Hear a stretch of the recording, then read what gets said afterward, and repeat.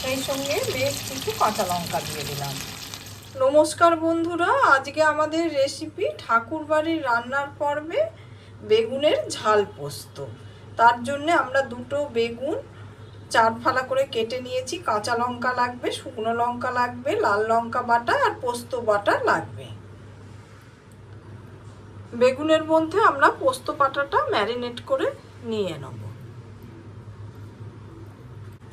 স্বাদ মতো নুনও দিয়ে দেবো।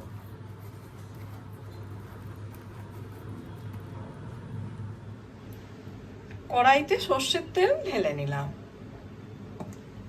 বেশ কিছু শুকনো লঙ্কা দিয়ে দিলাম। লঙ্কাটা হালকা নাড়াচাড়া করে নিলাম। এবার ম্যারিনেট করে রাখা বেগুনটা দিয়ে দিচ্ছি।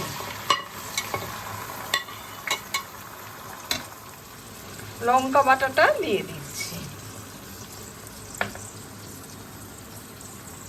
পোস্ত বাটা ধোয়া জলটা দিয়ে দিলাম।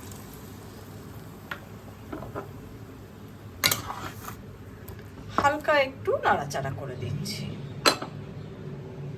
এবার আমি ঢাকা দিয়ে দিচ্ছি।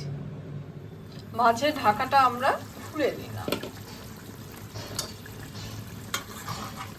এদিকে বেগুনটা আমাদের প্রায় সেদ্ধ হয়ে এসেছে, আর সামান্য সময় রেখে দিলেই পুরোপুরি সেদ্ধ হয়ে যাবে।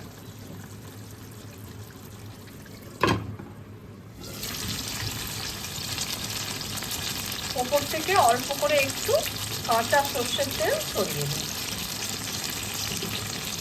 সেই সঙ্গে বেশ কিছু কাঁচা লঙ্কা দিয়ে দিলাম। রান্নাটি আমার পুরোপুরি হয়ে গেছে। বেগুনের ঝাল পোস্ত যে কোনো দিন বানিয়ে খান, খেতে খুব ভালো লাগবে, মুখের রুচি ফিরবে। আমার এই রেসিপিটা যদি ভালো লাগে, লাইক, শেয়ার, কমেন্ট আর সাবস্ক্রাইব করতে ভুলবেন না আমার চ্যানেলটা।